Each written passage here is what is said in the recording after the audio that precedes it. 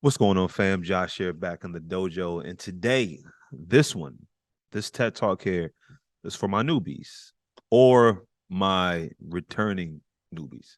Basically, if you're new to the gym, like the gym environment, right? If you've never been to a gym, you're thinking about going, thinking about getting in shape, you want to be more social, you want to be around like minded people, right? And the gym is one of the best places you can go to get around great people, or well, not that everybody's great, but to get around people that are doing something positive, right? But there's like a reluctancy. There's like something you're not sure of, whether it's an insecurity in yourself. You think people may be watching you. You don't necessarily know what to do. And anything in between.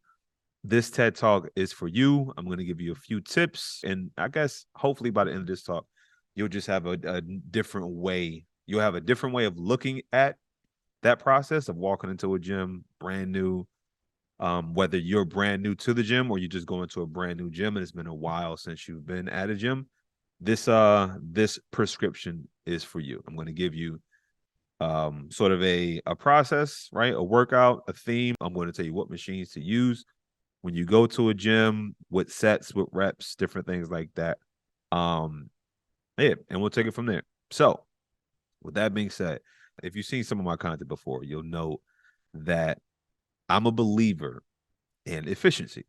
There's no one size fits all when it comes to, the perfect workout or what everyone should do. So when someone comes to me, it's like, oh, what should I do to start working out, to get in shape?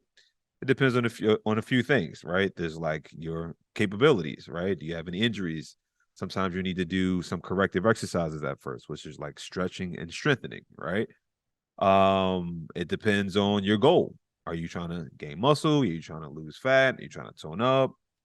Are you trying to work on speed, right? Are you an athlete? Like, what are you trying to accomplish, right? So those are factors. Then you also have your time, right? Are you a single person? Are you a bachelor, bachelorette? Or do you have four kids that you need to support and you don't necessarily have a lot of time to work out, or let alone be at a gym, right? Go to a gym, be at the gym, travel home from the gym. So those things, it depends. I guess that's long the short version of that answer. Like, it depends, right? But I want to give you a template, something that you can sort of like look at, something that you can hold and build some confidence from. And again, and get you going, get you working out, get you feeling stronger and better about yourself. So here goes. So, in the name of just giving you a template, in the name of being efficient and knowing that most people don't have a ton of time or don't want to spend a ton of time in the gym, this is what I suggest. I suggest you go to the gym, and when you go to the gym, do a full body workout instead of going to a gym and doing like a sort of like a bodybuilding cadence or a bodybuilding split where you do like chest and tries on Mondays, back and buys on Tuesdays, legs on Wednesdays, or whatever your schedule will be. I'm going to recommend you go less often and just do a full body when you go. So you can go, say, twice a week, right? 3 times a week may be even better, depending on, how fast you want to get your goals, what kind of time you have. But 2 to 3 times a week, full body is perfect. It's great. You're going to be more efficient with your time. It's going to take less time. You have less trips back and forth to the gym, which will, in a sense, well, this would be one determining factor on whether or not you continue to continue to exercise, whether you continue with this program or not. So go to the gym less often, say 2 to 3 times a week, and when you go, you're going to do a full body workout. So that's step one. Now, what are the things that you need to focus on to do a full body workout when you go to the gym? You have a lot of body parts, right? There's different movement patterns and different things like that. But to keep it super simple, to give you a template, we want to do a push, a pull, a squat slash lunge, and something for your core, whether it's a sit up, planks, this, that, and the other. Those four. Those four things will help you do a full body workout, whether you're at home, in the gym, wherever you are. You can do a push, a pull, some kind of squat or lunge, and some kind of like sit up or plank or what have you for your core. You will have done a full body workout. And again, this can be an obnoxiously long topic because there's different types of pushes and pulls and squats and lunges and core exercises, right? You've got, a normal bench press, then you have a decline or an incline, or do you use the cables, or do you use dumbbells? Or is it a push-up? Are you doing push-ups with the close grip or wide grip, right? With the rows? Are you doing seated rows? Are you doing lat pull downs? Are you doing bent over rows with dumbbells? Are you doing bent over rows with the barbell? Are you doing bent over rows with the cable? Are you doing standing row? Like this, there's a lot of things you can do. I don't want to overwhelm you with any of that. And again, in a few minutes, I'm going to get to the workout and the machines that you should use to pull off your push, your pull, your squat slash lunge, and your sit up. All right. But just know, just 4 movement patterns. Here's the next question. And it's a fair question. What should I do? How many sets? How many reps? Right? Like, what do I do? Again, this could be a super long answer because there's many variables. Again, what are you trying to achieve? Are you an athlete? Do we need to do corrective exercises? Do we need to stretch and strengthen? Right. What I'll suggest you to focus on though is when you're first getting back to the gym, or this is a new journey for you, and you're in the gym and you want to start to build, better health, a strong body, things like that. What you want to focus on first are neurological movement patterns, like the neurological connection, or basically learning good form. How do you do a proper push-up or chest press or row, lat pull down, chin up? How do you do a proper squat or lunge, right? Where should the weight be positioned? Where should your hips, your feet be planted? Different things like that. And before we shoot up the ladder where we're doing like, lots of sets, lots of reps, or getting fancy with the type of exercises that we choose, we want to just get our body used to these movement patterns, right? And these shouldn't be super foreign to you. You want to have good form so that you don't injure yourself and so that you actually isolate and focus on the actual muscles that you want to work. But that should be your first concern is movement patterns, the neurological connection with these new-ish movement patterns. Like how do you produce these movement patterns and then add a load to it, meaning like a dumbbell or barbell or whatever tool that you use. How do you recruit these muscles? How do you recruit these joints and properly take your body through like the full range of motion safely and effectively? This is what we want to focus on initially. Now, I know I said you don't want to shoot up the ladder too fast. You don't want to skip steps and try to be fancy with your exercise. Because technically, I guess for most people, especially if you're new to it, you do want to get used to these, like recruiting these neurological connections, like these newish movement patterns. Which means you probably want to start with stabilization. So, and I guess it depends on who you're asking. Years ago, when I got my certification, I got it through the National Academy of Sports Medicine, and they have a particular pyramid that they use, which makes sense. Different certifications, they have their different rules or different ways of looking at things. But NASM, shout out to NASM and National Academy of Sports Medicine. If I'm not mistaken, there's the pyramid. The first part of the pyramid, the base, is what we call stabilization, where you would do stabilization exercise. Now, a lot of these exercises can look familiar, right? But there are different ways you perform these exercises, which will determine the result that you get, whether you're doing, again, the base, which is stabilization. The next tier from there is what we call strength. The next tier from there, if I'm not mistaken, is what you call hypertrophy. And the very last one is what we call power.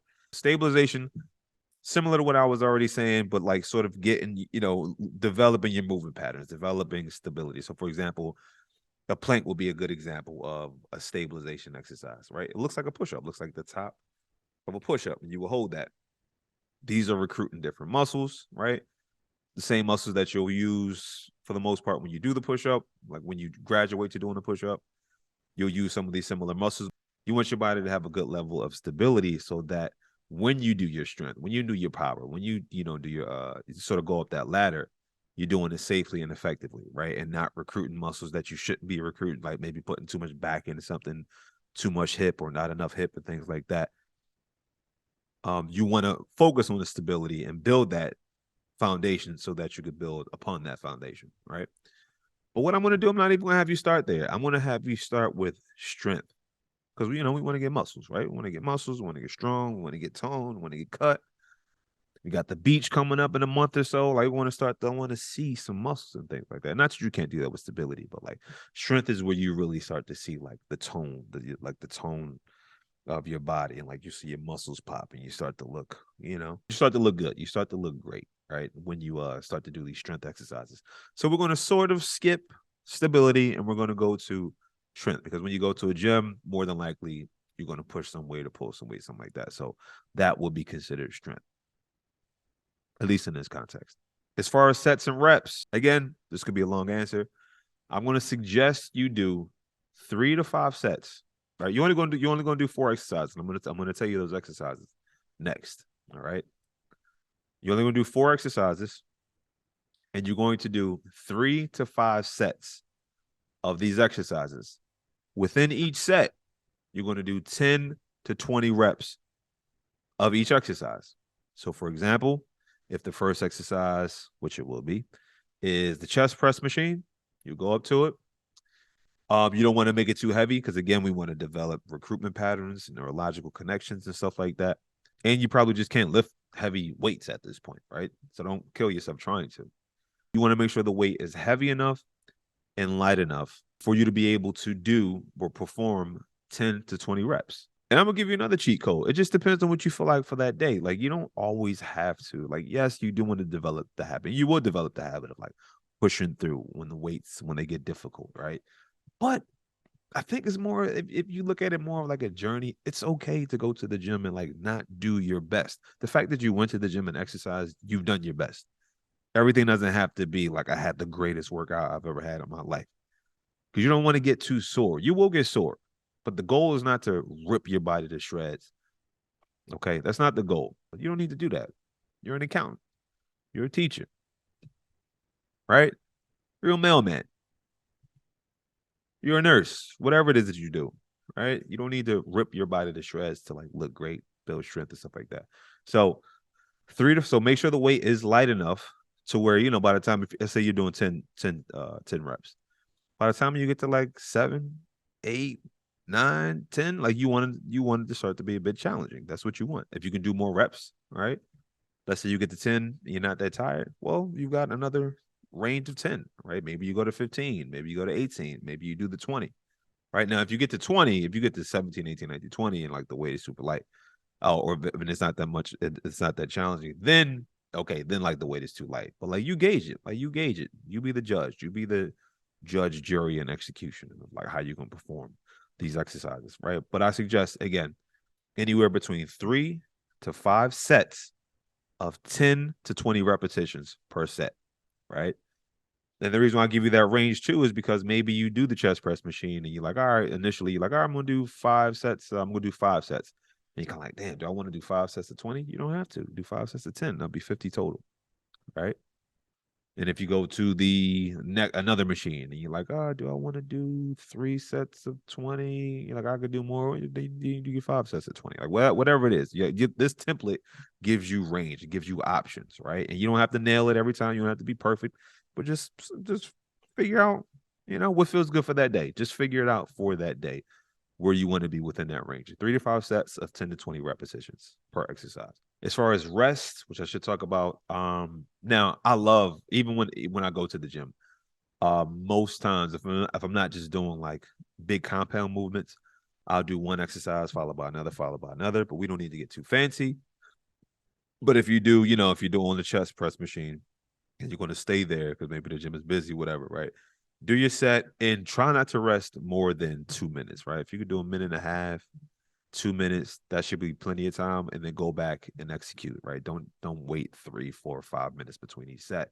You want to really load the muscle, give it time to rest and recharge, but you want to load it with enough volume to get it to react, right? To get it to, build, to tear it down so they can build later. And then last but not least, the meat and potatoes of this whole TED Talk. What machines should you be using? You walk in the gym, there's a lot of people, a lot of sexy people. And believe it or not, and this is not to throw shade at anybody in the gym, but like this is for people who haven't gone to a gym in a long time or never been to a real gym, and you think that everyone in the gym is like a supermodel.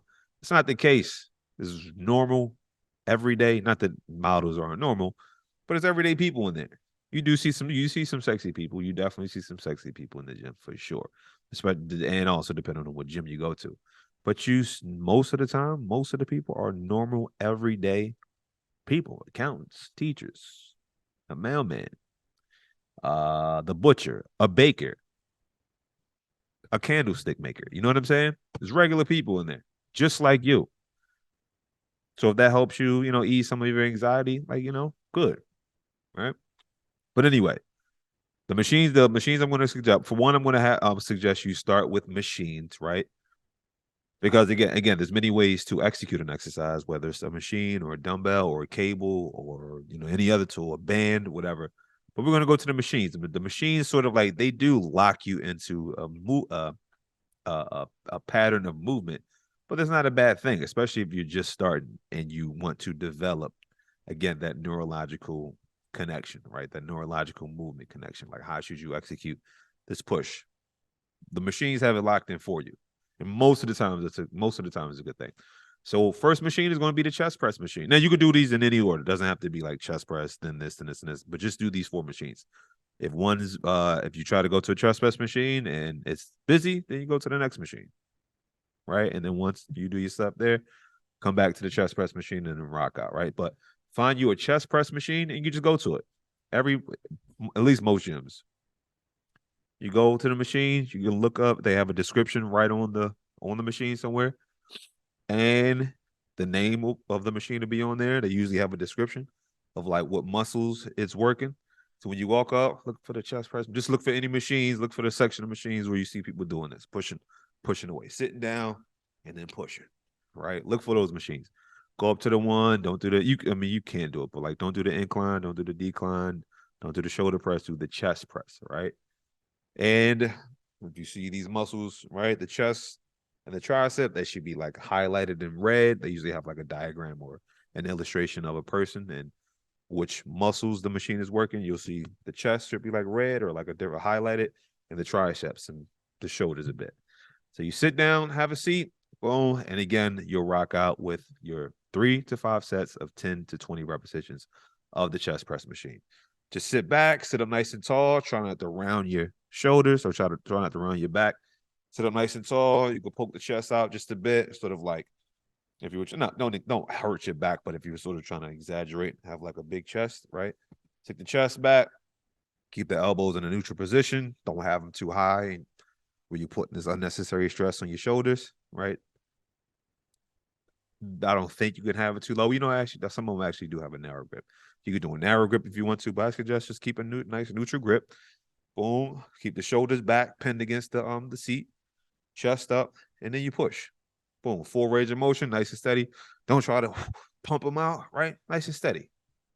I think also in NASM they had a cadence, like different types of breathing patterns, and it was like, 2 seconds out, 1, 2. You could do a 0-second hold or a 2-second hold, and then you bring it back for 2 seconds. So if you do a 2-2-2, meaning 2 seconds push, which would be the eccentric, 2 seconds hold, which would be a 2-second isometric, give you some industry mumbo jumbo, industry jargon, and then a 2-second.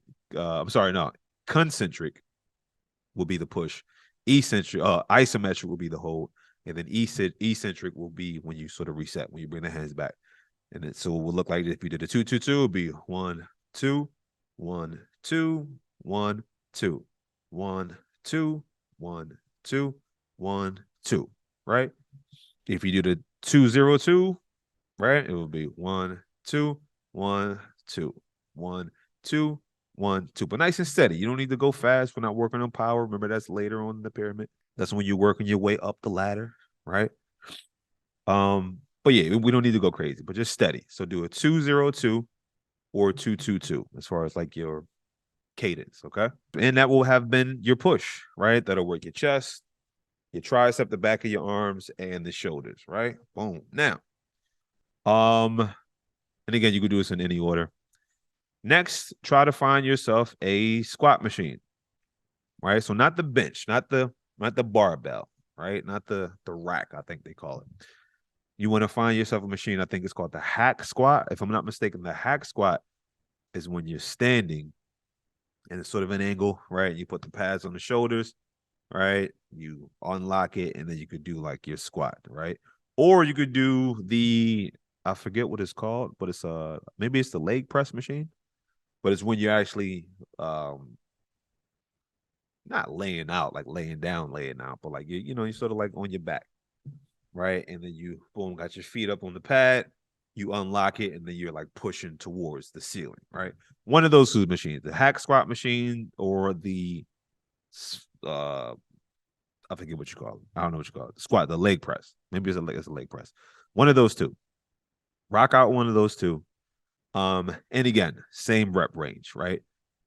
When you do your squats, boom, try to make sure boom, you keep your hips back. So as you drop down, you don't want your knees to like jolt forward. Don't push your knees forward. Stick your butt back. And again, these machines sort of help you with these movement patterns. Because you don't want to put too much stress on your knees. And again, as you squat, whether you're doing a standing hack squat, boom, when you drop down, don't bring your knees forward. Bring your butt back, right? And you sort of want to keep your feet about hip width apart, and you want to keep your knees from tracking too far over your toes. If you can keep your knees aligned with your ankles, right, or your feet, or not letting them jolt forward too much, you're doing all right, right? That's pretty much like the position you want to be in. And as you press, don't press off the balls of your feet. Press off your heels. You want to put the weight, the leverage, right, on the heel. Keep your whole foot pressed down, but you can feel it. And again, going back to neurological movement patterns. So we got your hips back. I mean, you're doing your squat as you drop down. Keep your foot flat, but don't put the pressure on your toes. Put the pressure on your heels. So push up, whether you're doing a hack squat or if you're lying down doing a leg press. Same deal. Keep your foot flat on that pad, but push off of your heels. Put the weight, get the leverage from your heels. Right. That's the squat. The reason why I went to the squat next, and again, you could do this in any order, is because I'm trying to give your upper body a rest. You just did however many sets of the chest, right? Upper body. So now that you're doing legs, you give your upper body a good break. And then now we'll come back, and the third exercise will come back to the upper body. And again, if you just so happen to do chest and then back and then legs and then the last exercise, that's perfectly fine. That's okay. All right. So now the next one, we want to do a pull. We did our push, we did our lunge, we did our squat, right? Squat/lunge. Next, we want to do a pull. So we work our back and our biceps. We already worked our chest, shoulders, and triceps. Now we want to work our back and our biceps. This is how we develop better posture, which we all need help with, right? So I want to suggest you find the seated row. The seated row. Now, the seated row isn't. I guess you could do it. So if it's a cable machine, you can usually it's usually interchangeable, but not the lat pull down. Not the lat pull down, right? It's the one where you sit down, should be a machine, right? And again, just look for the machines, look for people who are doing this, who are like pulling stuff back. That area, it'll be in that area for the most part. Boom, put your chest up against that pad. Boom, square your legs out, have a seat, grab the handles, and boom, bring the elbows straight back. Now, don't move your back. You don't want to rock. You don't want your upper body to rock, right? Keep that chest pressed up against the pad. Boom, grab the handles. Again, keep the shoulders back. Try not to have rounded shoulders. Keep the chest out, and then bang, bring the elbows straight back, right? I always tell my clients, you want to pretend like if you had an orange in the middle of your back, your upper back, right in the middle. Squeeze that orange. This is just going to help you recruit the right muscles. This will help you recruit really good movement patterns when you're doing any kind of row, right?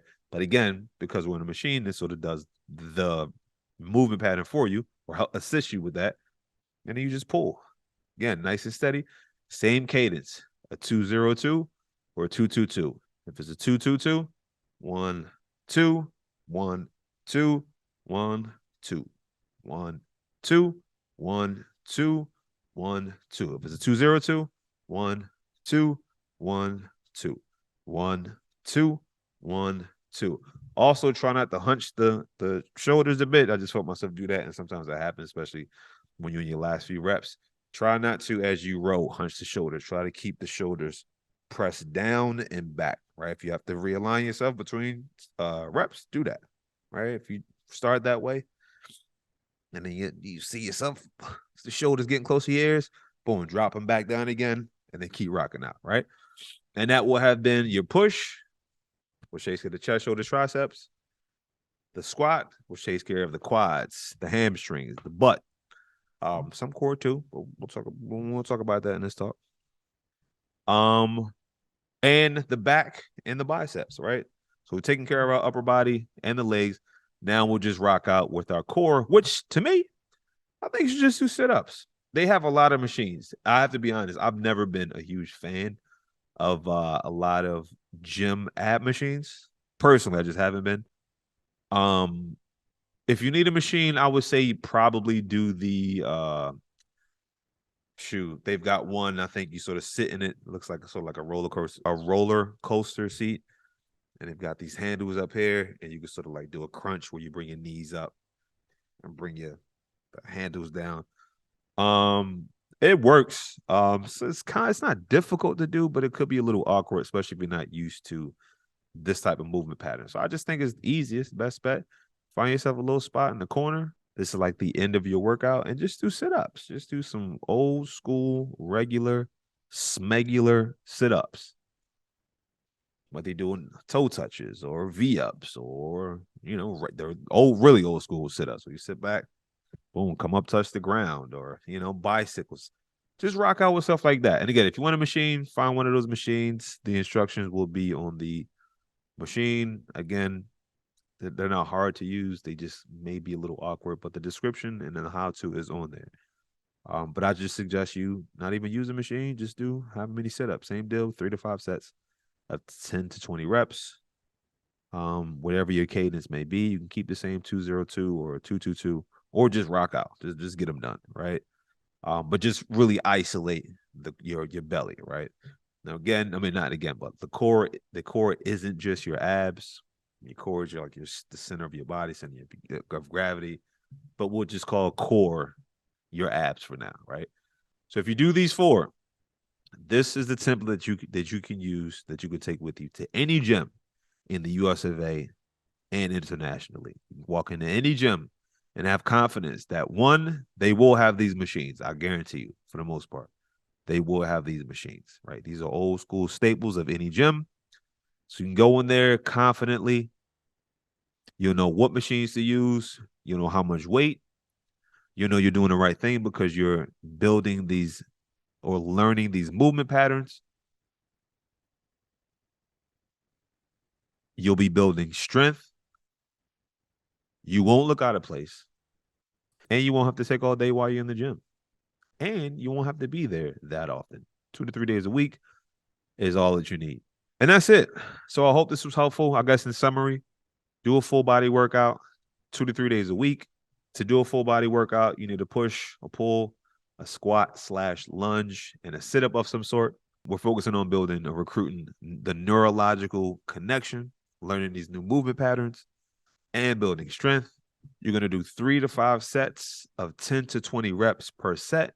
Only take about 1.5 to 2 minutes of rest in between your sets. And then last but not least, the chest press machine, the seated row, the hack squat, or the leg press, and a sit up.